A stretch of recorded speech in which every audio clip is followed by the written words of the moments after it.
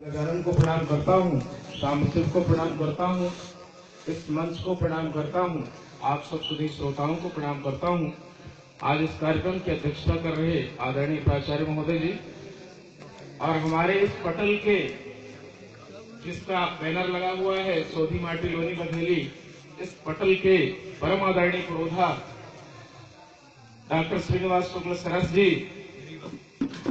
अगर ये कहूं कि आज ये माइक पकड़ के आपके सामने खड़ा हूं बघेली के लिए, कि ये उनकी कृपा है, कोई अतिशयोक्ति नहीं होगी। उन्होंने बघेली लिखवाया नए नए कवियों को आपके सामने प्रस्तुत करने की मशीन जिस तरह से एटीएम पैसा देता है उसी तरह से इस समय कवियों को दे रहे हैं आपकी माटी में। सीधे अपनी बात से जुड़ना चाहूंगा। आज इस अवसर पर जहां हम सब एकत्र हुए हैं, आदरणीय भाई सतीश पांडे सलस जी जिन्होंने अवसर प्रदान किया है, एक दो मुक्तक इस अवसर पर इस मंच से मैं उनको समर्पित करना चाहता हूं कि नहीं मौज में झूमना जिंदगी है, नहीं मौज में झूमना जिंदगी है, नहीं सिर झुकाना महज बंदगी है, जो सावन उजाला अगर दे न पाई, गुजरती हुई मात्र आवारगी है, गुजरती हुई मात्र आवारगी है। एक दूसरी छड़िका इसी तरह से कि मस्त रहो व्यस्त रहो सुखी तंदुरुस्त रहो, मस्त रहो व्यस्त रहो सुखी तंदुरुस्त रहो, अधर्म अन्याय को देते शिकस्त रहो, न्याय प्रेम बांटो, न्याय प्रेम बांटो, समाज गांव देश में सावन सा बरसो, स्नेह अलमस्त रहो, सावन सा बरसो स्नेह अलमस्त रहो। तो चाह लो नदियों की धारा मोड़ दोगे, चाह लो नदियों की धारा मोड़ दोगे, ठान लो पर्वत की कारा तोड़ दोगे, तुम विधाता के अनूठे सृजन सावन, बहुत अच्छा, तुम विधाता के अनूठे सृजन सावन, जान लो सच काल पीछे छोड़ दोगे, जान लो सच काल पीछे छोड़ दोगे। और रोशन करते हैं राह वही, रोशन करते हैं राह वही, जो दीप स्वयं बन पाते हैं, खपने की कुवत जो रखते इतिहास वही गढ़ पाते हैं, खपने की कुवत जो रखते इतिहास वही गढ़ पाते हैं। यूं राजमार्ग में भटक रहे, यूं राजमार्ग में भटक रहे सावन अनंत क्यों कौन गिने, वाह वाह वाह। यूं राजमार्ग में भटक रहे सावन अनंत क्यों कौन गिने, बीहड़ में नंगे पैर चले पथ नया वही दिखलाते हैं, बीहड़ में नंगे पैर चले पथ नया वही दिखलाते हैं। वाह। और चूंकि ये बैनर मुझे याद दिलाता है कि आपको बघेली का भी कुछ स्वाद मिलना चाहिए। अभी जितनी रचनाएं आई सब खड़ी बोली की आई, एक रचना अवसर के भी अनुकूल और हमारी सामाजिक पीड़ा है आज की। आपके घर में नहीं है तो बगल में देखने को मिल जाएगा।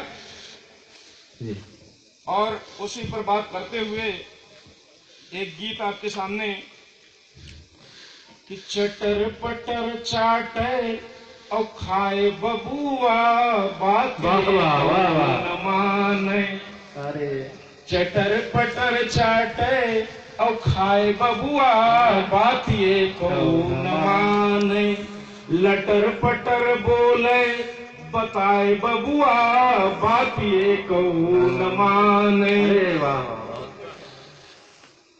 तो बात ये को न माने। फादर सादर काका बोले, फादर सादर काका बोले, ममा फूफा का अंकल बोले, ममा फूफा का अंकल बोले, माई बाबू कहत, माई बाबू कहत शर्माए बबुआ माने, बात ये कहू न माने। आगे देखिए और का विडंबना है कि पहिरे सूट बूट औटाई, पहिरे सूट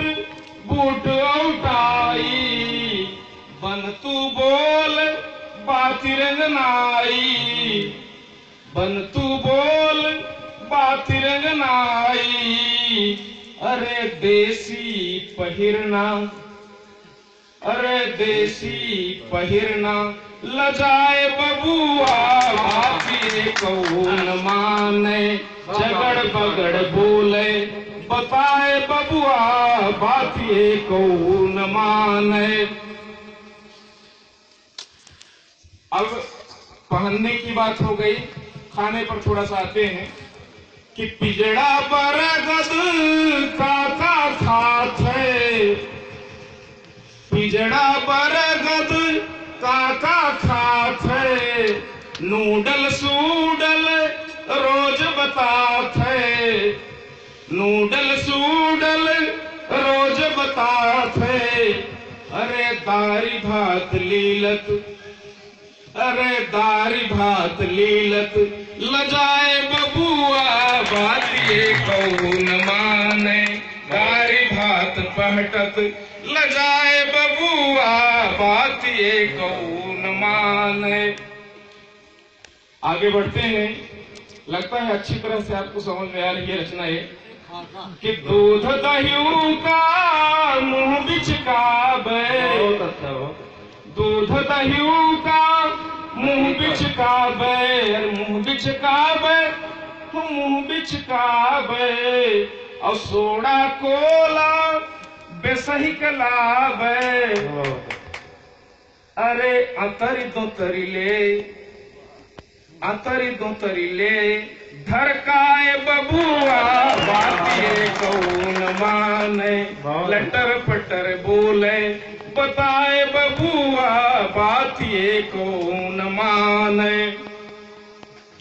घर वालों की क्या विडंबना होती है ऐसे में कि घर वालन का धूधुरी माने, घर वालन का धूधुरी माने, अपना राग अलापे ताने, अपना राग अलापे ताने।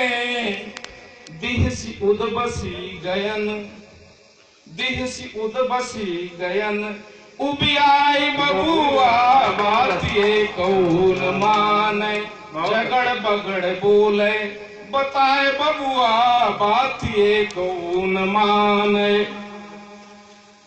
आगे बढ़ रहे हैं इसी तारतम्य में कि बेटियन साही टोट सजावे, मुँह रंगया टोट सजावे, जीते हमारे घोटी बनावे। बिटियन साही टोट सजावे, जीते हमारे घोटी बनावे। चालू देखी देखी गयन, चालू देखी देखी गयन, चौआए बबुआ बातिए कौन माने, लटर पटर बोले बताए बबुआ बातिए कौन माने। जो कहना चाहता हूँ ये अंतिम गीत भी समापन की ओर और पहुंचने का प्रयास कि सावन कहे सुना हो भैया, सावन कहे सुना हो भैया, चालू ढाल सिखवा गदलैया। सावन कहे सुना हो भैया, चालू चलन सिखवा पढ़ भैया। कहूँ हाथे ते कढ़िना, अरे कहूँ हाथे ते कढ़िना, जाए बबुआ बातें कौन माने, लटर पटर बोले बताए बबुआ बातें कौन माने। बहुत बहुत धन्यवाद भाई सावन जी को कोटि सा बधाई शुक्रिया इस मंच की ओर से। बहुत ही धारदार व्यंग और हास्य दोनों समाहित आपकी रचना में मैं बहुत बहुत ईश्वर से प्रार्थना करता हूं कि आपकी लेखनी ऐसे धारदार बनी रहे। मैं अब एक ऐसे कवि को आमंत्रित करना चाहता हूँ। साथियों, आज प्रदूषण हुआ है तो राजनीति में भी हुआ है, साहित्य में भी हुआ है, समाज में भी हुआ है, परिवार में भी हुआ है, सब जगह हुआ। तो एक विधा हो गई है कि हम हास्य भी कहें, व्यंग्य भी कहें, नेताओं के ऊपर उंगली उठाए, सियासत के ऊपर उंगली उठाए, लेकिन बिंब और प्रतीक के माध्यम से अपनी बात कहना एक कविता की बहुत बड़ी सफलता है। सियासत वालों को ही कोसना केवल कविता धर्म नहीं, सियासत वालों को ही कोसना केवल कविता धर्म नहीं है। हास्य व्यंग्य फुलझड़ियों का सुरक्षा पुख्ता मर्म नहीं है। पीड़ा चुभन लिखने वाले मधुर सर्जक शिल्पी सन्यासी लाखों लेते 1 लाख एक रात में आती किस पर शर्म नहीं। बड़े बड़े कवि सम्मेलन आप बुलाइए, 1-1 लाख में कभी नहीं आते। तो ऐसे पवित्र साधना करने वाले अपने बीच में हैं डॉक्टर विनोद सिंह जी प्रियवंश, जिनकी रचनाएं बड़ी गंभीर रहती हैं। आप सभी प्रबुद्ध श्रोता हमारे यहाँ बैठे हैं। मैं चाहता हूं कि जब रचना का निचोड़ अंतिम में निकलता है, उस प्रतीक्षा के साथ आप रचना का आनंद लेंगे और उसका मर्म समझेंगे। मैं इसी के साथ तालियों की गड़गड़ाहट की कामना करता हूँ। डॉक्टर प्रियवंश।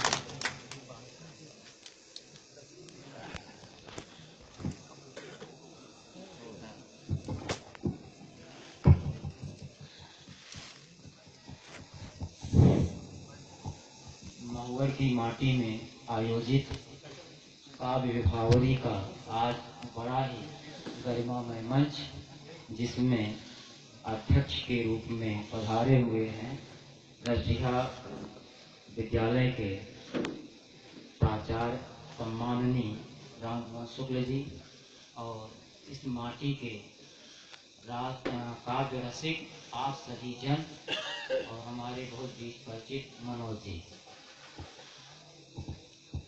मैं कुछ कविताएं जो अभी सद्य हैं, यानी तत्काल की लिखी हुई हैं, और भाषा में न जाते हुए मैं खड़ी हिंदी में रखना चाहता हूँ।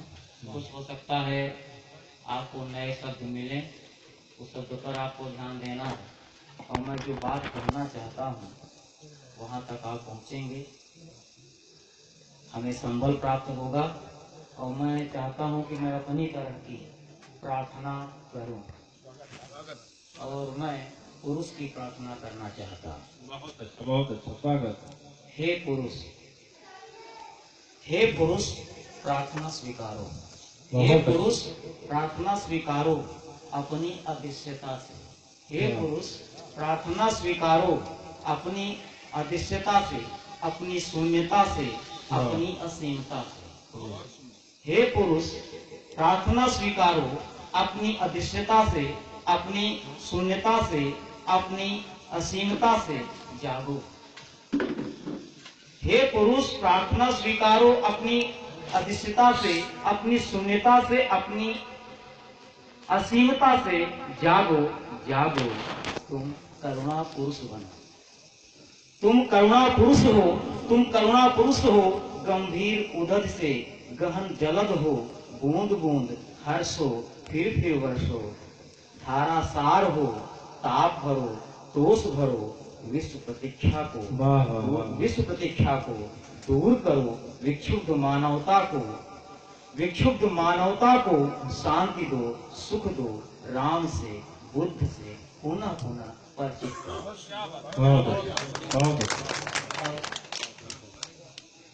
एक और कविता, स्वागत। नई कल्पना, और हमारी सबकी कल्पना है, लेकिन मेघ की क्या कल्पना है, उस मेघ की कल्पना को मैं इस कविता में उतारना चाहता हूँ, और मैं कहाँ तक सफल हूँ आप देखिए।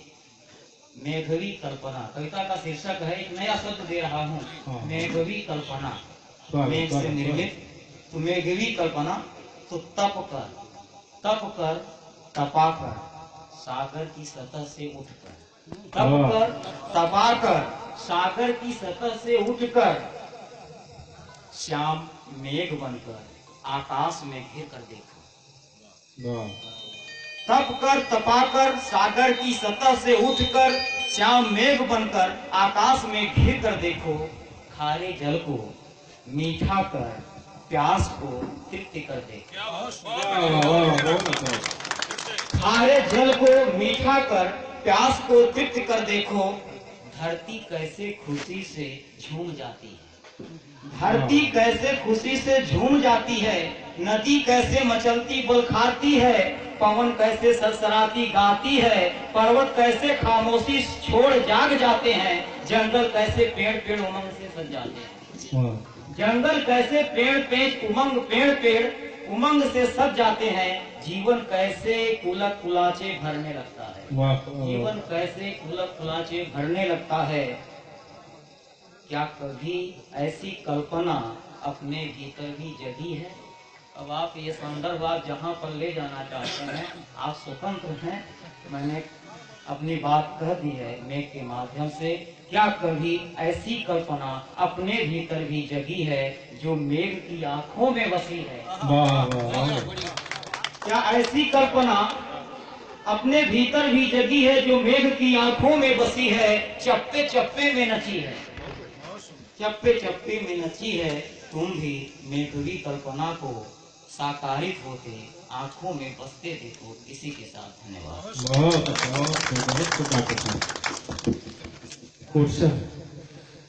धन्यवाद डॉक्टर त्रिवेंद्र जी को। बहुत गंभीर रचनाएं आपने प्रस्तुत की।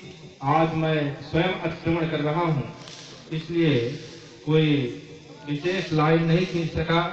पटल हमारे सुधा जी, हमारे अग्रज, हमारे वरिष्ठ डॉक्टर सरस जी ने कहा था कि जल्दी जल्दी आज बुलाइएगा, लेकिन थोड़ा सा होता है कि किसी का मान सम्मान कम न होने पाए।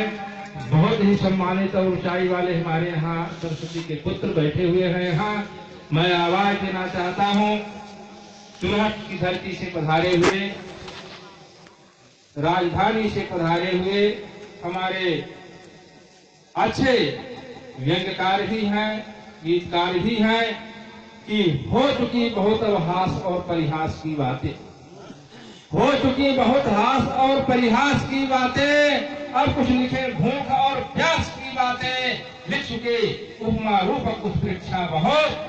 अब कुछ लिखे दर्द के अनुप्रास की बातें। आइए इसी के साथ मैं आमंत्रित करता हूँ धर्मेंद्र सिंह जी धर्म। आइए, मुझे पता चली थी कि यहाँ सतीश भाई जो घायल जी जैसे कवि हैं तो यहाँ बहुत प्रबुद्ध श्रोता है, और हमारे पुराने साथी पांडे जी बैठे हैं, फिर भी तालियों में कमी हो रही है। कुछ लोग पीछे से उठकर गए हैं, मैं समझा कि उनके पड़ोस वाले यहाँ आ गए तो सोना जानकर वो चले गए, तो मैं उसका मूल्य नहीं उठाना चाहता, लेकिन वो बात में लीजिए धर्म जी को।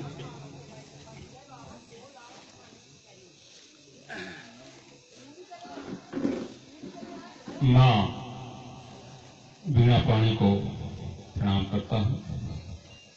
सम्माननीय अध्यक्ष महोदय, सम्माननीय मंच और सभी सुधी श्रोता, बड़ा अच्छा सुन रहे हैं। डॉक्टर साहब ने मंच को साहित्यिक रूप से ऊपर उठाया है। मेरी जिम्मेदारी है कि मैं और आगे बढ़ूं। मैं आप लोगों को एक विश्वास दिलाना चाहता हूं, आप परिचित तो होंगे, पर ये जो मंच बैठा हुआ है ये बघेली का, हमारे बघेल का सर्व संपन्न मंच है। इससे बड़ा मंच हो नहीं सकता। बघेली के जितने सिर्फ साहित्यकार हैं, मैं साहित्यकार की बात करता हूँ, बघेली कई तरह की होती है, आप बहुतों को सुने भी होंगे हंसा के हंसाकर। तो जो साहित्य की बघेली की बात है, सबसे श्रेष्ठ मंच आज बैठा है। इनके सम्मान में एक बार जोरदार ताली। मैं अपनी विधा को जोड़ना चाहूंगा और मंच का स्नेह चाहूंगा। क्यों जरूरत पड़ी? भाई सतीश जी को जन्मदिन की बहुत बहुत बधाई, और हम लोगों को आपने मिठाई खिलाई, इसके लिए भी बधाई। क्यों जरूरत पड़ी ऐसे मंचों की जन्मदिन पर गोष्ठी हो? आज हमको, आपको, सबको थोड़ा विचार करने की जरूरत है। मैं अपनी बात शुरू करता हूँ कि क्यों अंधेरे में तुम खोज रहे हो चिराग, क्यों अंधेरे में तुम खोज रहे हो चिराग। आज के मसीहे तो अराजकता फैलाने के हैं और शासन प्रशासन के नियमों से बंधे ये बस्ते हाथी के दांतों की तरह सिर दिखाने के हैं, सिर दिखाने के हैं। कैसे कैसे आदरणीय, बहुत अच्छा, बहुत अच्छा, बहुत अच्छा। कैसे कैसे मंजर सामने आने लगे हैं, कैसे कैसे मंजर सामने आने लगे हैं। हरे श्रावण में गेंदा कुम्हलाने लगे हैं, कैसे कैसे मंजर सामने आने लगे हैं। हरे श्रावण में गेंदा कुम्हलाने लगे हैं। अरे मौसम के मिजाज को समझो सियासतदारों, मैं किसी का नाम नहीं ले रहा हूं। अरे मौसम के मिजाज को समझो सियासतदारों, राह चलते लोग अब चिल्लाने लगे हैं, राह चलते लोग अब चिल्लाने लगे हैं। इसी पृष्ठभूमि में एक छोटी सी रचना। बहुत अच्छा, स्वागत स्वागत।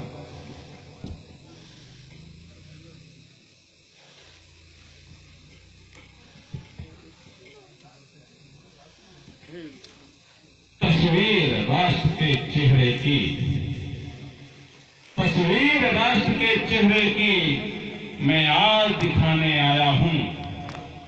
तस्वीर राष्ट्र के चेहरे की मैं आज दिखाने आया हूं। अब बहुत लगी थी धूल, आईना साफ करा के लाया हूं। बहुत लगी थी धूल, आईना साफ करा के लाया हूं। देखिए, जब आईना साफ हो जाता है तो कैसा दिखाई देता है कि तस्वीर राष्ट्र के चेहरे की मैं आज दिखाने आया हूं। बहुत लगी थी धूल, आईना साफ करा के लाया हूं। तो राह राह में राह जली है काम चोर गद्दारों की। आप अपने चारों तरफ देख लीजिए कि राह राह में राह जली है काम चोर गद्दारों की। छीना झपटी मची हुई है घर घर अत्याचारों की। छीना झपटी मची हुई है घर घर अत्याचारों की। धर्म कर्म का नाम नहीं, चौतरफा छाई लाचारी। धर्म कर्म का नाम नहीं, चौतरफा छाई लाचारी। तो यही कहावत सही हुई, खा रही है खेतों को वारी। यही कहावत सही हुई, खा रही है खेतों को वारी। बहुत अच्छा। बहार नहीं गुलशन में, बहार नहीं गुलशन में अब स्पष्ट बताने आया हूं। बहुत लगी थी धूल, आईना साफ करा के लाया हूं। बहुत लगी थी धूल, आईना साफ करा के लाया हूं।